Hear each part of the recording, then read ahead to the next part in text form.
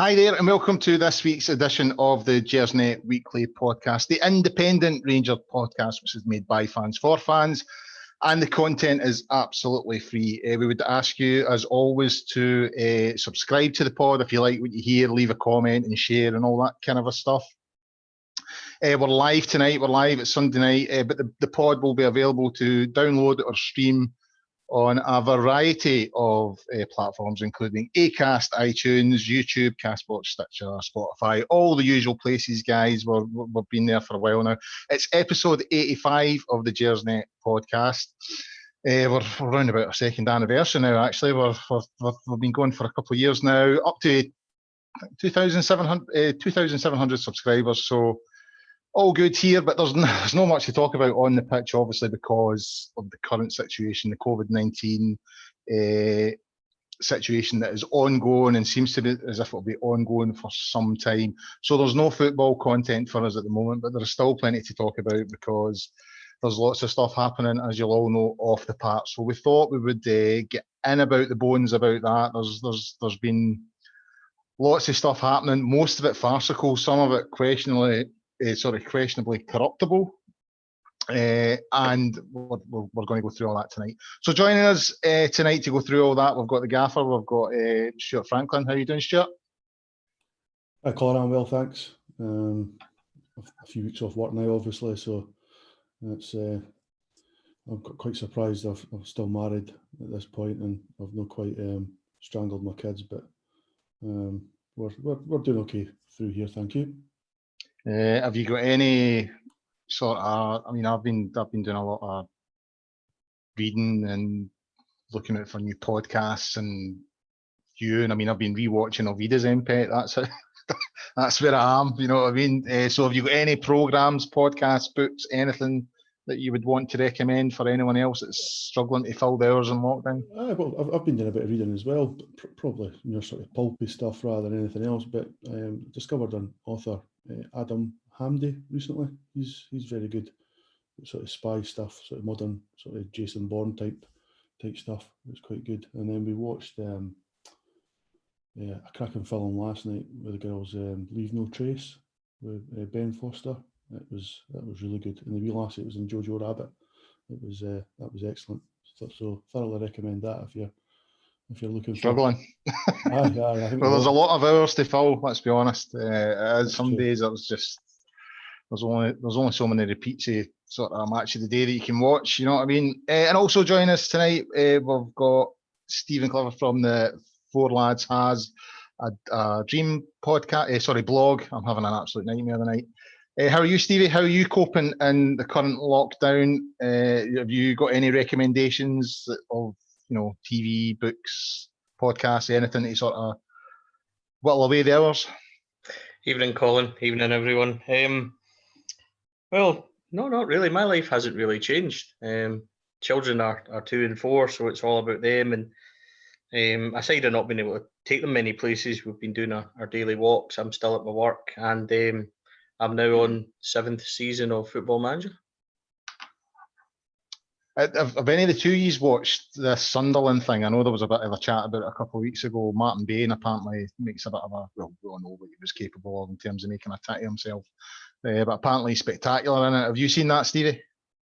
No, I can't say I'm much of a big kind of telly watcher, to be honest. I'm not. It's normally Peppa Pig and what's on in this house, so no, I haven't watched it, and I can't say anything really with Martin Bain in it appeals to me that much, to be fair.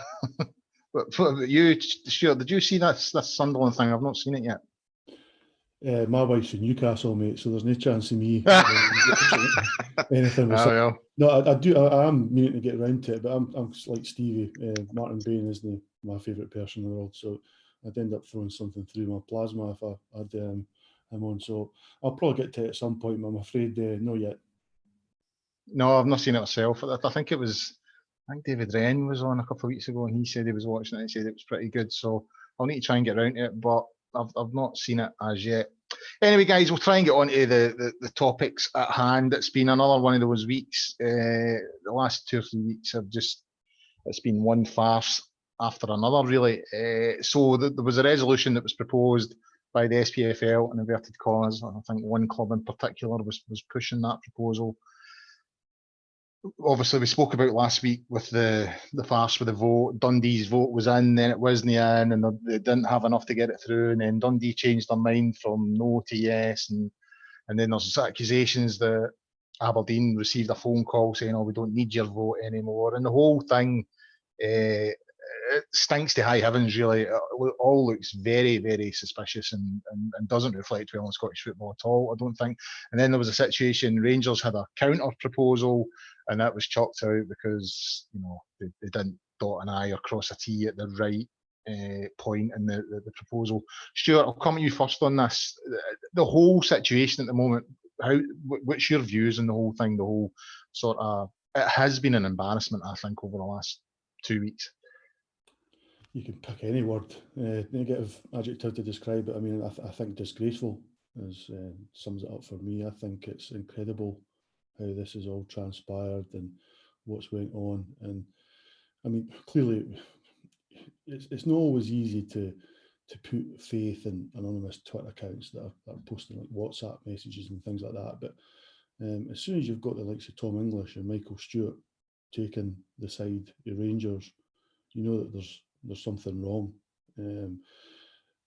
What's went on here with this vote is nothing short of disgraceful. As I said, I mean, for them to post the thing at 5 o'clock, the current numbers when they knew, or they were going back to Dundee, or there was still a vote outstanding, is bizarre at best.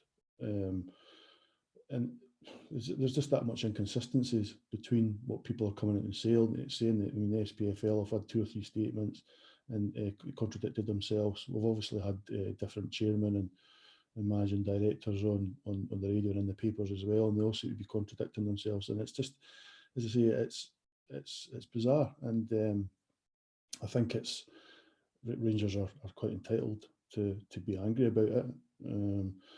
I'm not sure we would ever have got to the resolution put through anyway, but there's enough inconsistencies in what's happened in the last sort of a couple of weeks to warrant the independent investigation that Rangers have asked for. If not that, the police should be getting involved. I'm surprised that hasn't happened, because there's something murky going on, and it certainly needs somebody to go in there and say and have a proper look at what's happened.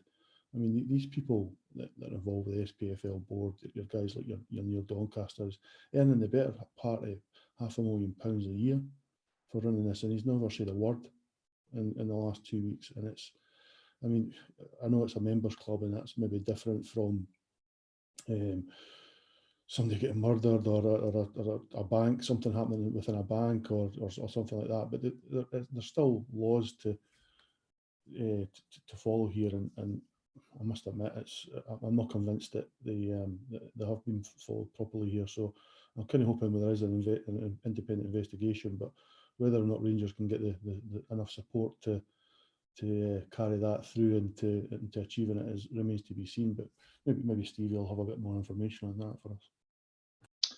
Hi, Stevie. Coming back to yourself on this, the whole thing is, as Frankie says, it smells off, and there is a whiff of there could be some illegal activity going on here, a fair amount of corruption. And I agree with what Stuart says there, there are bigger things to worry about. But we have to remember here, there's huge amounts of money at stake here. There's the Champions League money, there's prize money, all that kind of thing. So, I mean, I don't know how much you know at the moment, but is it an avenue the club are looking at the moment in terms of bringing the police into it? I think it's important to strip this right back and go back right to the very first meeting that the SPFL had with the 42 members, a way back a couple of Wednesdays before. And at the time they presented the resolution, they told all member clubs that if you want to have another resolution and put that forward, then you can, and we'll assist you in doing so. So what Rangers did was, Rangers' resolution was to release prize money based on where the clubs were at the moment in terms of loans, with the kind of proposition that we would be finishing leagues. They wrote the resolution out. It was checked by our own lawyers, then it was checked by our lawyers down in London. I believe that when it was forwarded to Hearts, their lawyers checked it. And when it was sent to the SPFL, there was, the SPFL, it was received, they acknowledged it was received. And then the dialogue kind of never went anywhere. Rangers were in dialogue with them. And at no point were the club ever told that there was an issue. And Rangers actually heard it from a couple of chairmen in the Championship, the First Division, that it was getting knocked back. Now, the SPFL hadn't told Rangers, but they had told this had been leaked to these chairmen. So when Rangers then tried to get back in contact with the SPFL, this was all, it was, by the time that it was made to Rangers, that there was an issue. And that issue, by the way, was one word in that document, one word in the wrong place. So the reason I'm going on about this is because right from the get-go, the SPFL had no intention of considering Rangers' resolution or anybody else's resolution. They went out of their way not to get in dialogue with Rangers until it's too late. So, with 5 minutes to go, well, we can't consider your resolution because this was and it was supposed to be that. So that's basically the level of people that we're dealing with here. And what's happened is basically, see, any time that anybody has opened their mouth when they've been on radio or they've been anywhere, they've all contradicted each other and they've all let little things out of the bag that shouldn't have been said in an open kind of forum. The same as the Aberdeen chairman yesterday. So Rangers are simply in the case now where they've gathered, it speaks volumes, as Stuart was saying there, that it's Tom English and Michael Stewart and Charlie Nicholas and even Sir Kenny Dalglish that's talking about, independent investigations. And when these people are on our sides, it shows you that what Rangers are doing, they aren't, we're only asking for what everybody should welcome. And this whole situation needs to be looked into.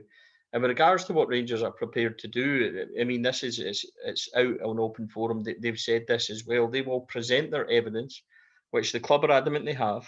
They will present that evidence to an independent investigation, and if that's not granted, then they will show it in a courtroom. So, is it for Police Scotland? I wouldn't imagine it is for Police Scotland, but it's certainly going to get lawyers involved, and we're certainly going to push this because we believe that. And again, this is going by statements and things we put out. We believe that an independent investigation needs to be carried out. And with everything that's been said, Colin, to be quite honest with you, and every time, as I said, somebody opens their mouth, it's clear as day, this whole thing, as you said, without throwing certain words out there, but it is murky at best. Sure. Is there any reason? One thing I mentioned this last week on the pod. I think we're in unprecedented times. And I don't think anyone could disagree with that. Every now and again, I have to sort of pinch myself. Think, Christ, what's going on here? You know what I mean? Every day you're getting up, you're restricted in your movement. I'm working from home at the moment. Most people are. Some people are furloughed and all the rest of it.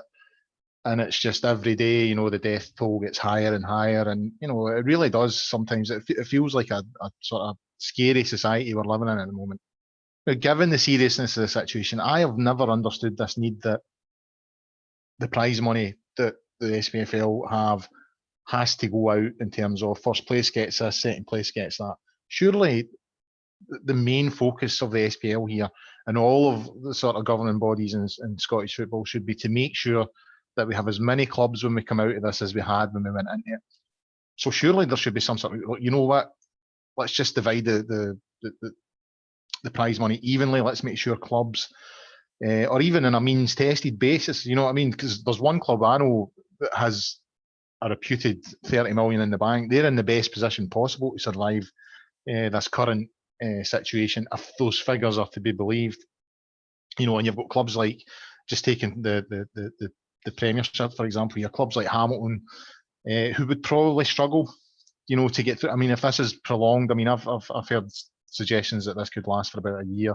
not the whole lockdown situation, but a certain level of lockdown and no mass gatherings and all that kind of a thing. So that would mean that if football does get back up and running at some point towards the end of this year, there's a strong possibility that it will be behind closed doors.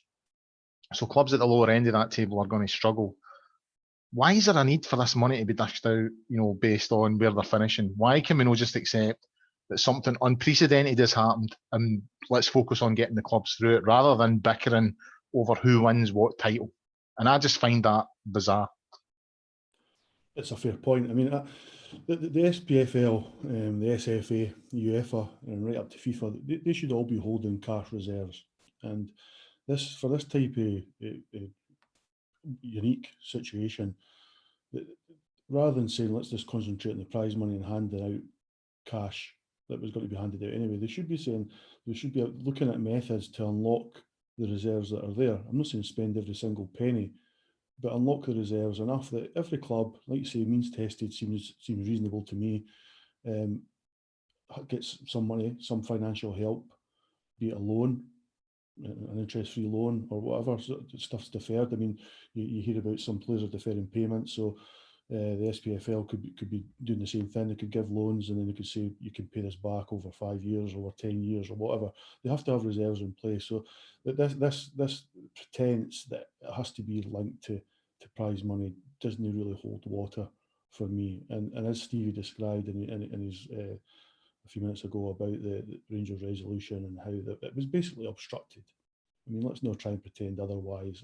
Rangers put forward a resolution in good faith, clearly with the proviso that the SPFL's own resolution didn't go ahead, and that's understandable to an extent. But remember, Rangers we've been preached to over the years about sport integrity, this and corporate governance, that. All Rangers are trying to do is follow this. I mean, we're told that we should have showed. Be trying to build bridges and all the rest of it. So we're trying to do that. We're trying to help the clubs and we're trying to show a bit of leadership. And instead, you're being stymied by people that clearly, or maybe not clearly, it may be a bit unfair, but they have historical dodgy links in terms of their comments about us. I mean, the private eye stuff about McLennan, your Rod McKenzie, stuff like that. Clearly, that these guys are bestest or our strongest friends. But at the same time, that doesn't mean that they should be obstructing due process. And that's what's happened with Rangers resolution. And ultimately, this is what it comes down to is the funds. I mean, it shouldn't matter the prize money. It should be keeping other clubs in business. I mean, there isn't any point in going through all these resolutions and then if you say 6 months' time we've only got 21 clubs left, how do you factor in reconstruction then? So there's, as I say, I get the haste that they need the money quickly. That's fine, but obviously, unlike what the SPFL claimed, the process was there to do it via loans, and that should have been kicked into place as soon as we knew how bad this situation was. Stevie, there's been 3 clubs sort of majorly involved in all this, and I thought we should look at them. Obviously, Dundee's part in it, Hearts, and Partick Thistle released a couple of statements last week, so I'll come to you with Dundee. Now, the whole thing about Dundee is, they claim they submitted their no vote. The SPFL claimed that it wasn't received, and then all of a sudden Dundee are phoning the SPFL to say, well, actually, you know what, even if you have received it, don't count this vote as cast. And then we're getting to see these sort of, as you said, probably murky's the best way to describe it. We're seeing these sort of screen grabs of WhatsApp chats where, Dundee are sort of saying, well, we didn't really want this situation, but it's put us in a good position. We're in a strong negotiating position, blah, blah, blah, blah. Now, first thing that crosses my mind, well, who are they negotiating with? The SPFL? Who is it they are negotiating with? And secondly, how can a vote have any sort of integrity or honesty about it if one person withholds their vote and then starts going round people negotiating to say, well, what can you offer me? What can you offer me? Before they make their vote? The whole thing just seems, possibly corrupt. I'm going to put the word possibly in there so that Frankie doesn't get a hefty sort of legal bill through the door. But it stinks to high heavens. And I don't think Dundee come out of this well at all. Yet they seem, there's lots of clubs and lots of supporters saying, well, what have they done wrong? I got into a debate the other night with a guy and he's like, well, all the clubs voted for it. And I was like, well, the majority of clubs are sitting mid-table with nothing at stake, and they just want the money. So they will vote for whatever the proposition is just to get money through the coffers. And to go back to my question, Dundee, they have not covered themselves in glory here at all. How do you feel about them? Well, I don't think they have. But this is why an internal investigation has to happen, because we're led to believe, and we've seen the voting slips, that Dundee voted no and they've sent that in. So the question that I would logically ask is, if they sent that in, how did they then know to phone at 6 o'clock and say, can you just ignore that vote? That to me, that doesn't make sense. What's happened in between, them putting that vote in and then them phoning to say who's been on the phone to them? Because we've seen the WhatsApp stuff, we've seen the screen grabs from Dundee's own employees that that say that Peter will have been on the phone and stuff like that. I mean, who's Peter? Why is Peter phoning, and what's going on here? Because we all know who Peter is, right? But we'll play dumb just for now and say, who's Peter? Why is he phoning Dundee? And then why are Dundee then 45 minutes later phoning the SPFL and saying, seen that vote we put in, going to ignore it? Or the email that they sent that the SPFL got immediately, but then somehow after that, the one with the vote then came in, but it wasn't looked at as being able to take it because they'd already said to ignore it. I mean, the whole thing's just farcical. It's laughably bad. And what it looks like to any normal person is Dundee voted no. The SPFL were then on the phone and says, listen, you've got the deciding vote here. We know you've said no, but we could maybe offer you reconstruction, or we could offer this, we could offer that. How does that sound? They've said, okay, take our vote away. Well, we need you to put that in writing. Okay, we'll do that. Because that, to a normal person or a normal fan, is how it looks. Now, if none of that has went on, Colin, then no problem. Let's have an independent investigation, get in, look at computers, look at when it was read, when it was sent, and let's just find out. Because if Dundee have voted no, and it legitimately hasn't been received by the SPFL, and then they have, decided because they realised that they've got the vote that clinches this to try and manoeuvre it for themselves, then yeah, let's figure that out, because then that's then Dundee that have got the issue with their own integrity and everything else, not the SPFL. But if there's nothing to hide from the SPFL on that, why don't they just allow and why don't they just say, yeah, come and look at it, because we didn't get it, no hassles, come and have a look, and that'll solve a lot of the issues. But when they don't, and when there's all these counter kind of statements that they put out, we didn't vote no, we didn't do this, we didn't do that, we've all seen the voting slips. So Dundee don't come out well on this at all. And I understand they've got to look for themselves and everything else, but then when you look at this kind of council that's been put together to look at restructuring,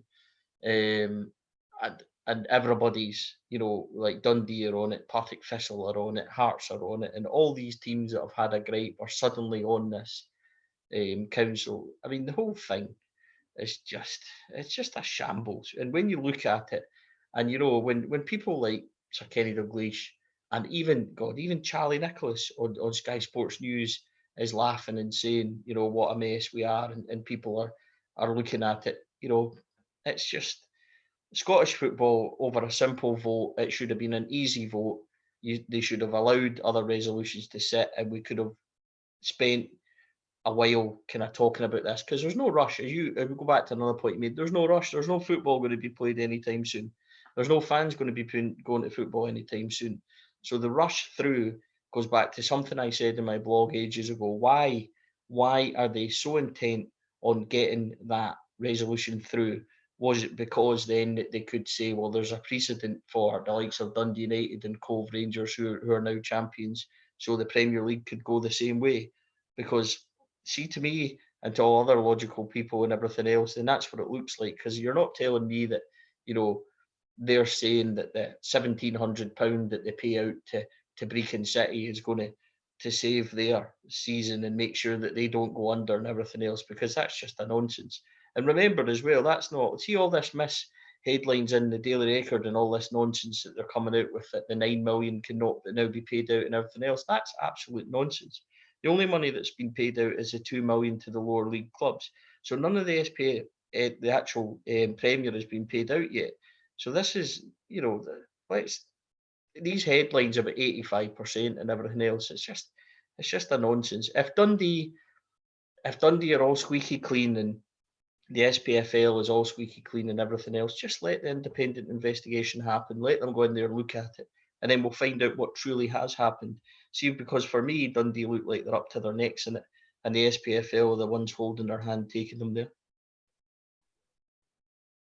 Frankie, there was also, Hearts initially, as Stephen pointed out there, Anne Budge initially was very critical and quite, on the front foot in terms of criticising the SPFL and all this, issuing statement after statement, because obviously they're looking at being relegated.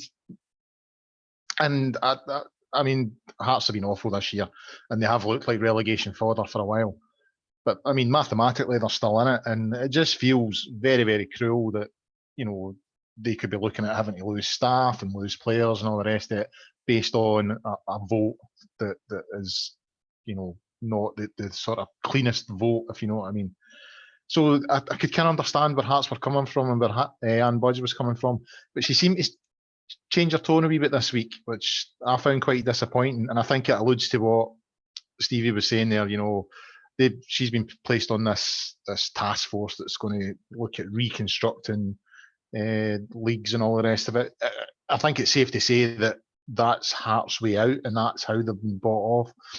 But again, like Dundee, do you now look at Hearts and think their integrity in this whole situation has now been damaged? To a certain extent, aye. We've got to remember, everybody's out for their own side.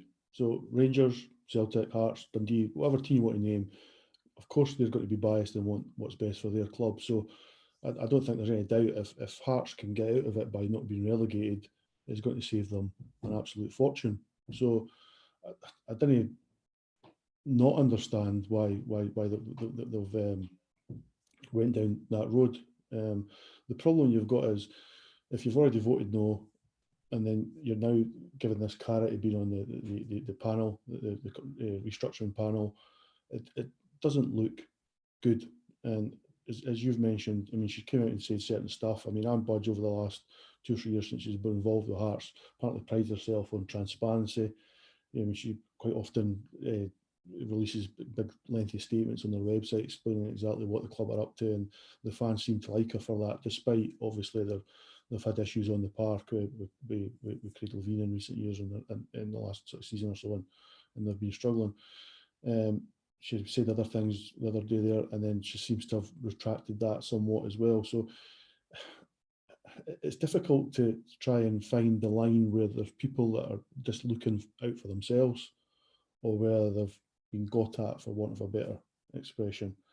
And again, this is where your independent inquiry comes into it, because then they can look into the communications between all the relevant stakeholders, so you can see what was said, what was promised, what was offered, and when. Because this is the timeline is obviously key in terms of what happens for the vote. So it's, as I say, it's tricky, but and I've got a bit of sympathy for some of these clubs. Dundee, not so much. I think, if you read their statement a week past Friday at 5 o'clock, it didn't say one thing or the other. So you just wonder if there was some premeditation involved, with their communications with the other clubs that you've seen on WhatsApp and that Scott Gardner talked about on radio as well. So as I say, this is why the investigation is important, because it can drill down into all these different factors and aspects of what's going on and find out exactly what's happened, and if you've got obstruction or if you've got enticement, stuff like that. So the only way we find out is by getting somebody independent in there and looking into it. How long is it going to take? That's the other thing. 2-3 weeks, months, I don't know, but we certainly need some sort of answers for fans that are annoyed, and not just fans. I mean, you can tell that people involved with other clubs are as well. They're just minding their P's and Q's when they're on the radio and on the TV. Stevie, another example. I actually felt for this club when they released a statement through the week. Partick Thistle, they've been quite strong as well, saying that they've received legal advice suggesting that they were in a strong position and that, they could challenge this and feel that they would come out of it with a victory. But they released a statement through the week saying that essentially financially they weren't in a position to challenge it, and that they had to think about staff who were already had been furloughed and all the rest of it. And they want to bring these people back into the club when football returns. And is that another sign that that maybe the people behind this proposition and this whole sort of voting sham that's happened, they maybe understand that they think, well, a lot of these clubs won't be able to challenge us because financially it'll just be too much.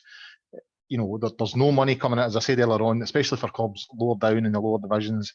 There's no TV money. They need people coming through the front door.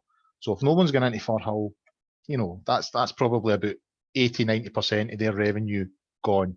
So they need people through the gate as soon as possible. So that means that going down the road of litigation and challenging the SPFL becomes difficult for them, because that's going to be costly, and it could be even costlier if they go down that route and they don't get the result that they're looking for. So do you think that that's another reason that, as I said, the people behind this sort of thing, they know that a good percentage of the clubs can't challenge, they don't have the means to challenge? The ones that aren't happy and could challenge, your Hearts and all that, and your Dundees, they can be sort of sweetened with places on task force, and then that just leaves us. We're the only club sitting there going, well, wait a minute, this is totally wrong. So do you think that the people behind this know that, what, a good majority of these clubs aren't going to be in a position to challenge us legally? Well, I think a couple of things. First of all, where do Partick find themselves now? They find themselves relegated, but suddenly on a reconstruction committee to see what's going to happen next season. So let's look at that logically. If they're there and the things that are being said is they're not really going to get relegated, and we all know that. So if they've been given a wee heads up, then why would they proceed with legal action when they don't have to? And the other thing is as well, and let's look at let's take away the conspiracies and all that and kind of look at it logically. Let's look at the statements and the things that people have said, like Scott Gardner, Inverness Cali and stuff like that. It's them that's used the words like bullying and coercion and things like that, and forcing clubs into making these votes because they need the money. They can't fight this. They need whatever income they can to keep things going. So they might not like the resolution, but it's the only one they can go for. So, I mean, as Stuart was saying there, everybody's in it for themselves, and I get that and I understand that. But I don't for 1 second believe that Partick Thistle would suddenly drop their legal intentions because the money they would lose, say, from going from Championship down to First Division, that they would suddenly just decide, it's not worth it financially for us. I don't believe that for a second. I think it's more likely that here you're on the reconstruction council task force, whatever you want to call it, and you're not really going to go down because this is what we're going to do. I think that's much more likely than them suddenly deciding they've got no money anymore, Colin. I'm afraid. Call me cynical and everything else, but no, that statement to me, I read it and just thought indirectly, well, you've been told you're not getting relegated, so there's no need. No, I totally understand your cynicism. I'm probably one of the most cynical. Sorry, Colin, just to say, see, for a normal fan, like even out with Rangers, Celtic and everybody else, see people reading that, even guys in my work that don't follow, like, Rangers or whatever, they're saying to me the same thing. That just looks like, they've been told. And that's why an independent investigation has to be happened, because there's so many little, to steal a word that you used earlier, wee caveats and things that have been said and things that have happened. This whole thing needs to look into it, because it needs to be transparent to why little things like Thistle stance and stuff like that could change, and going from we're not accepting relegation and everything else to oh, we're going to fight it legally, to the next day, well, we're just going to accept it. And then the day after that, they're suddenly on a reconstruction task force thing. I mean, that's just wrong. No, as I said, I totally get your cynicism. And there's a lot of this that leaves a sort of sour taste in the mouth. I mean, even some of the clubs that have been celebrating this week, Dundee United and Wraith Rovers, some of the online content that's come out of prominent figures within those clubs has been pretty poor. Wraith Rovers are a big one for me because I think they're only a point ahead of Falkirk, and Falkirk have got a superior goal difference. Now, I'm from the Falkirk area, and I mean, Falkirk aren't a club that I have a particular like for, because I hear what their fans think of Rangers and all the rest of it. But I do know, speaking to people who are connected to Falkirk, that when they went down, I think it was last season when they went down, there was a feeling that they had one season, maybe two tops, to get back out that division, or it was part-time football. So, I mean, Falkirk were already in a critical position, and now they've been denied promotion through a vote. They've been denied income through the current situation. So I'm now looking at that club thinking they are in my opinion anyway, they are probably in a real danger of going part-time. And, once a club goes part-time, it's very, very difficult to start climbing the leagues again. And then you've got Wraith Rovers players, posting images of themselves drinking lager with, Falkirk tears on it. You've got the Dundee United sporting director and Robbie Nielsen posting themselves 2 metres apart, drinking a beer, and one of them's drinking a Corona. The whole thing it doesn't look good. I don't think it's a good look. They might think it looks funny and all the rest of it, but I disagree. I think it looks fairly crass when you consider the impact that these things could maybe have in certain clubs.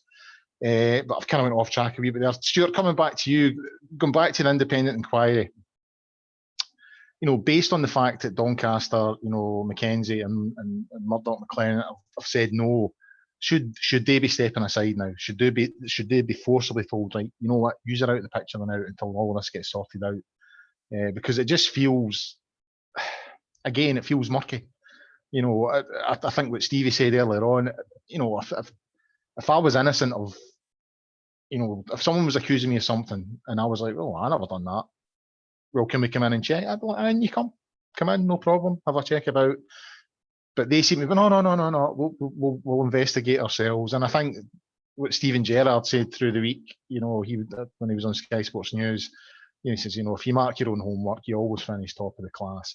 And there's just a lack of integrity about that as well. To me, if these three people, if Doncaster and Mackenzie and McLennan were confident in their position, that the SPFL had done nothing wrong, that there was no shady shenanigans with Peter, in inverted commas, then they would be quite happy to say, in you come. But they're not. They're pushing for an internal investigation, which just doesn't wash with me. So, going back to my question, should they be forced to step aside and an independent review happens on the back of that?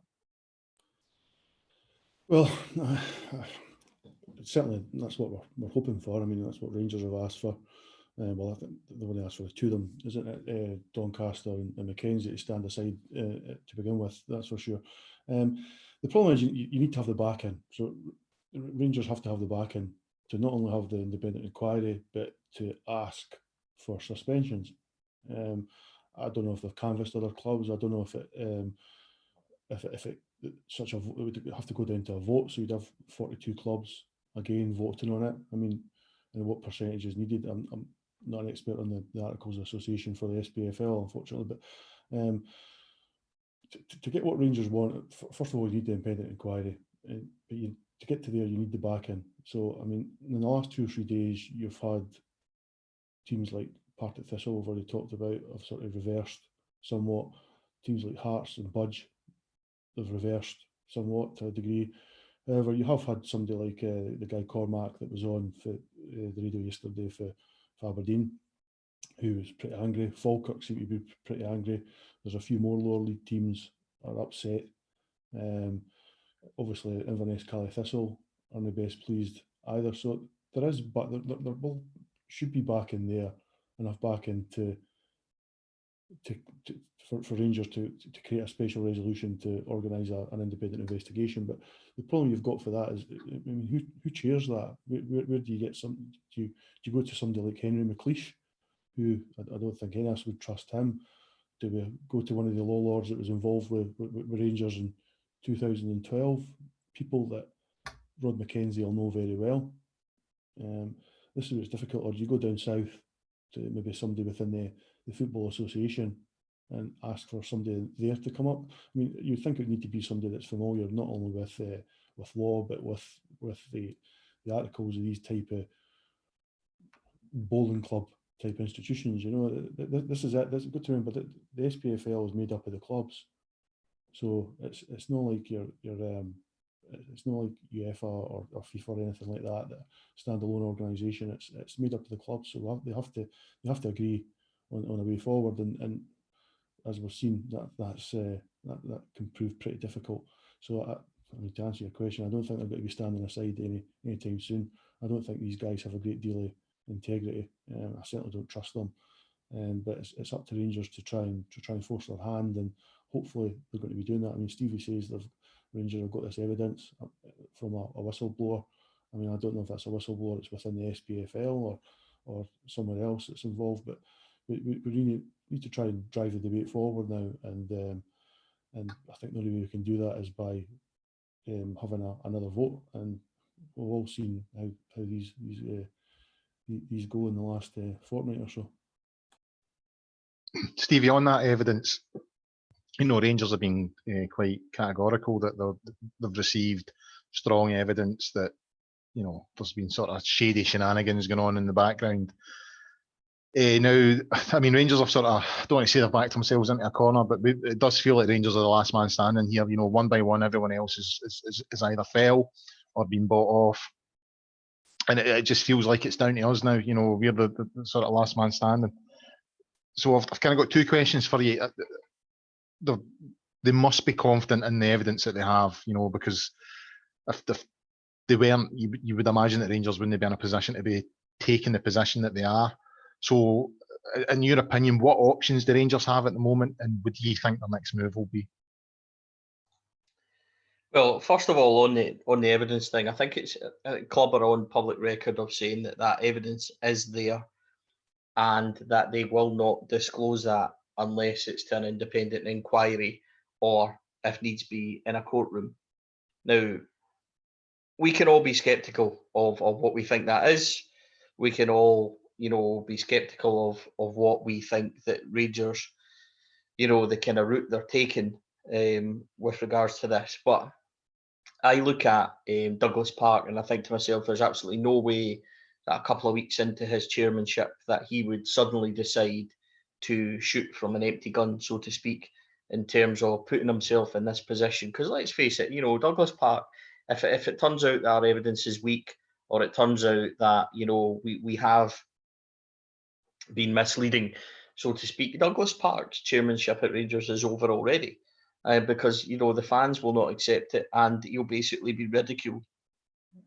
Now, Douglas Park is a guy that's been very successful in business. Last time I looked at his yearly accounts, he turned over something in the region of £760 million, and, you know, had profits after shareholdings and everything else to the extent of £16 million, that he was able just to put £5 million away just for a rainy day. So you're not telling me that Douglas Park is going here for bluster or whatever. So we can sit and we can wonder what Rangers are sitting on and everything else. And I thoroughly believe that if the club have taken this stance, then they do have it there, whatever that may be.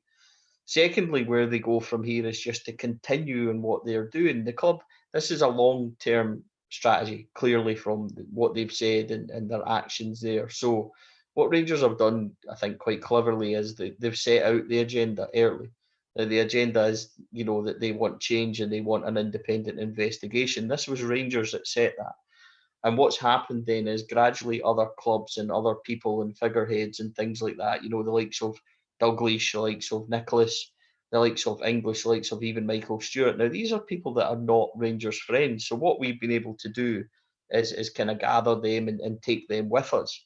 So as much as I'm not really interested in any of these people in terms of their kind of media viewpoint or anything else, they do make the most noise, and having them, whether they even realise, coming with us in terms of wanting an independent investigation, that's definitely a good thing, because there'll be other clubs, and we know that there's other clubs like Hart, like not sure Hart, but Aberdeen certainly said it yesterday, Cormac, that they want an independent investigation and things like that. So the more things that happen, and even that's why I said that the best thing about this is, see when guys like Cormac yesterday on the radio speak, you had him coming out saying that Doncaster phoned him at 20 to 5 or whatever and says, oh, by the way, your vote, it doesn't really matter, nobody cares about it anyway. So that's just another wee thing that adds to the whole kind of murkiness. And also that the more they speak and the more people hear that, the more people then decide, well, we do want an independent investigation. So all Rangers really need to do, Rangers have set the agenda, and they just need to keep driving it the way they are, which will mean, subtle kind of press things and things like that. But what Rangers need to do is, Rangers need the support of, I think, 3 other clubs to call an EGM, in which case then they need 75% of the vote for an independent investigation. As much as these clubs may have voted for the resolution to get their money and everything else, that figure might be difficult to get to, or might not be, and then after that they need to go and decide whether or not they're going to take it to court. So that's the kind of strategy, but this is a long-term thing for Rangers. It's not going to be a simple case of Rangers show their hand or do whatever, in the media. It's not going to be that way. Rangers will only present their evidence, to an independent investigation or a courtroom, like we've already said. So Rangers just need to keep doing what they're doing, and the more things, as I said, the more that comes out, the more people realise what's going on, the more it's been highlighted on the likes of Sky Sports and that. But before you know it, it'll get to a situation where the SPFL cannot outrun the need for an independent investigation. And as we said earlier, if these 3 guys at the top, Doncaster, McLennan, and the other one, I can't remember his name, the 3 amigos, whatever, McLennan, whatever. See, if they had done nothing wrong, Colin, then there's no need for them to say it. You said it yourself. I work in a position where I get audited all the time, where guys come into my job and say, we need to audit the last certain amount of things that you've done. Oh, no problem, on you go. And then that's you. So why they are so desperately wanting to hide and not being transparent with it, and being silent in the media as well, is surprising to me. So Rangers just need to keep doing what they're doing, and it's a simple case for me. I would have loved it if they had come out hell for leather and said, this is why we want you out, this is what we've got. But it's not what they've chosen to do. They've chosen to play the long game, in terms of their strategy. So I'm in the position where I'm going to say to myself, right, this is what Douglas Park and his team have done. I am going to simply sit and wait and see how that transpires, and go with them in that. Because if it doesn't work, and if they have blustered and everything else, then they're going to know that they've led not only the club but the fans down the garden path as well, and we're going to be upset. I do not think that is a possibility at all from the club. So I'm prepared to wait and watch and see where this takes us. Sure. Is it possible that, normally in these sort of situations, when there's a lot of opinions flying about Scottish football and major decisions need to be made, Peter Law was normally at the forefront of that. He was very vocal in 2008 when Rangers were looking to extend the season. Obviously, when we got to the UEFA Cup final, he was very vocal around about 2012 as well, when we hit the buffers and we had to go down to Division 3. Very silent on this. Is that in itself telling, or do you think he's just keeping his powder dry at the moment? I don't think he needs to say anything. If the clubs are voting for the SPFL resolution, which suits Celtic, then I don't think they need to really be canvassing people. He'll know exactly who he's got on his side ahead of any vote. Clearly there isn't much chance that he'll want to be agreeing with Rangers when it comes to looking for an independent inquiry, because if they start looking into the appointment of certain key staff within the SPFL, then that might not be a road that Lawwell wants anyone to go down. So, in terms of Celtic's got everything that they want just now. I mean, I don't think they'll be very happy with some of the stuff that's been leaked out. I don't think they'll be very happy with some of the words of some of the chair people and some of the other staff at other clubs. But at the end of the day, the resolution is passed. So I don't think Lawwell's daft enough to come out with a statement to be seen to be inconsistent or that might be contradicted later. So he's probably playing the long game as well. I mean, at the end of the day, the Scottish football comes down to Rangers and Celtic, and there's going to be certain teams that will follow Rangers, certain teams will follow Celtic. Obviously, in the last 8 years, since Craig White and your Charles Greens and things like that, Rangers have lost a lot of credibility when it comes to governance. So it's problematic in terms of garnering support for ideas that we might have and any resolutions that we put forward. But I would have thought in this case there's enough circumstantial evidence that there's been strange things going on that merit a proper look at.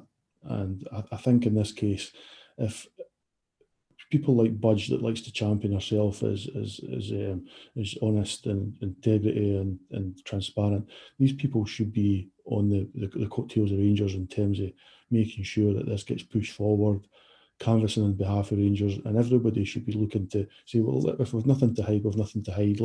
Because you remember 2012, it went down to the fans, and all the clubs were having votes for fans and stuff. Fan votes with regards to where Rangers should be playing their football. So at this time, fans didn't seem to be considered, and when should be, because we're the people that effectively we're losing it as well. I mean, clubs are skint, but a lot of fans will be struggling. Notice that you've got season tickets. People have had season tickets. Games doesn't look like they're going to be played. So what happens in terms of refunds, things like that? So the fans should be included in this debate as well. So it's going to be interesting where it goes, but I don't think you'll see Lawwell saying very much just now, because effectively he's got what he wanted. I'll come back to you now, sure. I'll try and lift the mood a wee bit, because obviously we've been talking quite serious for about 50 minutes or so. Did you have a wee chuckle today? Stuart's story Stevens mentioned it earlier on with Kenny Dalglish. Now, Kenny came out in 2012 saying, Rangers will always be Rangers. And I think that stuck in the craw of a few Celtic fans. I must admit, I had a wee chuckle today when he came out demanding an independent inquiry. So, did you enjoy that? Aye. I mean, he was always a Rangers fan when he was younger anyway, wasn't he, Kenny, before he joined Celtic? Yeah. So maybe he's rediscovered his lost youth, and is looking back towards it. I think what it is if people, as I say, I mean, Charlie Nicholas is another good example. I mean, he's not the sharpest tool in the box. I think we'll all agree on that. But however, he's mainly based down south, so based with Skye. Dalglish is the same. So they're not maybe involved in the sort of village committee of the Scottish sort of mainstream media. They're seeing it from maybe fresher eyes and more neutral eyes, if you like, as well. So they're seeing how silly it looks. I mean, sometimes you can be too close to a debate, whether it's at your work, whether it's with your family in the house, or whether it's to do with Rangers or anything. I mean, I think we all say stuff we regret. I mean, on social media, for example. But when there's somebody like Kenny Dalglish, I mean, a stalwart of our game, one of Scotland's best ever players, if not the best ever Scottish player, somebody that we've never had like him for in a generation, is coming out and saying that he's worried about how the game's been run up here, then people should be sitting and listening and saying, hold on a minute here, this is Kenny Dalglish. This isn't Michael Stewart, failed trialist. This is Kenny Dalglish. So let's hear what he's got to say. These type of sensible people. I mean, if you're looking to have an independent investigation, why not have Kenny Dalglish is the kind of person you should be looking to be part of that. I mean, he's obviously isn't a lawyer, but he's a football man. So if you've got an independent investigation committee, I don't know, maybe 5 people, Dalglish might be somebody that you'd be thinking about being on that for the football side. So it's, as I say, you're lifting the mood, and it's funny, but at the same time there is a serious aspect to it. And if somebody like Dalglish and Nicholas are are on the side of Rangers, then it tells its own story. Stephen, I'll come back to you for the final question. Stuart sort of touched on it there with the games that aren't going to be played. I can't see this season getting completed. I must admit, it just seems that this situation is going to rumble on too long. And the more it rumbles on, the more you damage 2 seasons. I think you should just sort of say, right, well, we've lost one. Let's try and focus on the next one and salvage that. Have you heard anything about how the club is planning to deal with the games that weren't played, so therefore maybe supporters feel that they're entitled to a refund, and how the club's going to move forward for season ticket sales for next season based on the fact we don't even know when the season is going to be starting? No, Colin, I'll be honest. I can speculate like everybody else, but I haven't heard anything in terms of season tickets or refunds or anything like that. But I would say that I don't think there's. I think like you that this season is done. I think it's pretty clear that I would suggest by this time next week we'll be sitting in Celtic will have been crowned champions. Whether we like it or not, I think that's the way that this the SPFL are pushing it, and I think that once this meeting happens on the 23rd, that'll happen. So I think at that point people might become a wee bit more angry in terms of wanting certain money back and everything else. But I think people need to remember that none of this is Rangers doing. It's not the club's fault, and we're in a kind of precedented situation. So I'm not sure that refunds will be given. 2, I'm not sure that we can afford to give refunds, and I'm not sure that any club can.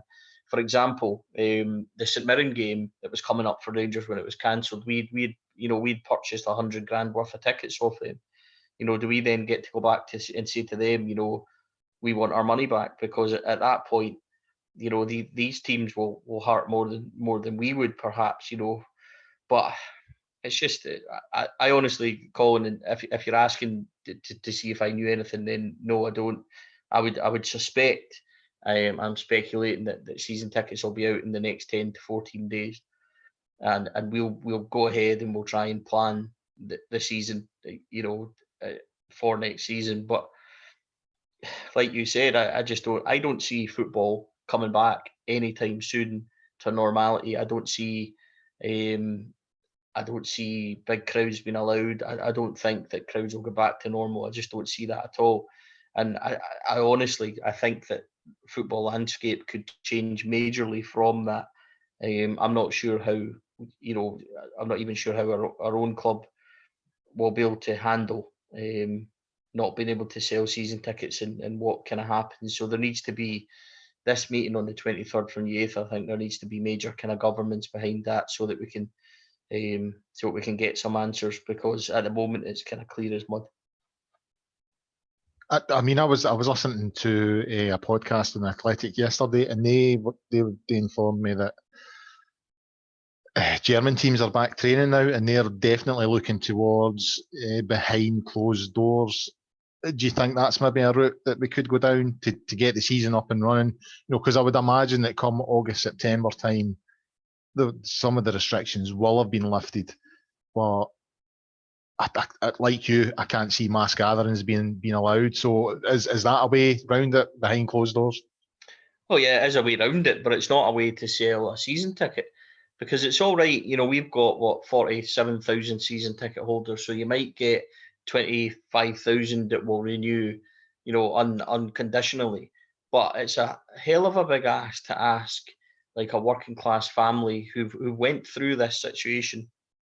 A lot of supporters won't be earning, to suddenly say to them, right, here's 500 odd pound to renew your season ticket. But there's a very good chance that instead of getting 18 home games, you might actually only get 9 of them, but we're still hoping you pay your season ticket. So it's, yes, I can see games going behind closed doors and things like that. And, I've seen the headlines today, the picture of, the players wearing a mask and stuff like that. I just don't know what they're going to do in terms of that. But yeah, I can see it going behind closed doors, but it doesn't solve financially. How can you ask a person to buy a season ticket in terms of they maybe getting a code to watch it online, things like that? I don't pay, a season ticket to watch it, from the couch. So there's going to be lots of things, and we have 3 season tickets in this house. The best part of £1,400. So it's a lot of money for a working class family to be paying out to be behind closed doors. So this is a really difficult situation for football everywhere. And I'm not talking about our own club, I'm talking about every club everywhere. How can you, sell season tickets and also ask supporters to do it on the premise of not having start dates and things? I know we have to do it. I know as a club we've got to plan and things like that, but this is a massively difficult thing to ask people. Yeah, I agree.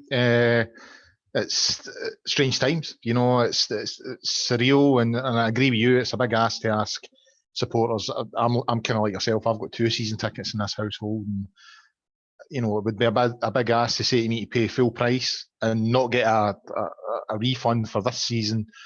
But you're only going to get 50% of the games. But as you say, Stephen, it's a big conundrum, not just for Rangers, it's for all of football. And my hope that is that maybe football will change a wee bit through this. It'll maybe realise that it's paying too much out in wages, especially down south. That their business model isn't the best. There's a lot of money comes into football, but far too much goes out to players, to agents and stuff like that. And I'm kind of hoping that at the end of this, football looks at itself and goes, you know what, a lot of the clubs say, how we were operating was not sustainable. I mean, maybe need to just tweak things a wee bit. And players' expectations and agents who plunder clubs for money just for getting someone to sign on a dotted line, that whole gravy train, hopefully that will maybe come to an end. But you never know. It probably won't. But anyway, looking at the clock, guys, I think we should wrap it up there. So that's it for this week's edition of the Gersnet Weekly Podcast, the independent Rangers podcast made by fans for fans, where the content is free. A big thanks to Frankie and Stephen for their contributions tonight. We'll probably have a show next week. Obviously, there's no football at the moment, so it is all up in the air, but I'm assuming there'll be lots more happening off the field. So there's every chance we'll be on here next week at the same time. In the meantime, get yourself on to Gersnet and the forums at www.gersnet.co.uk. And until the next time, bye for now.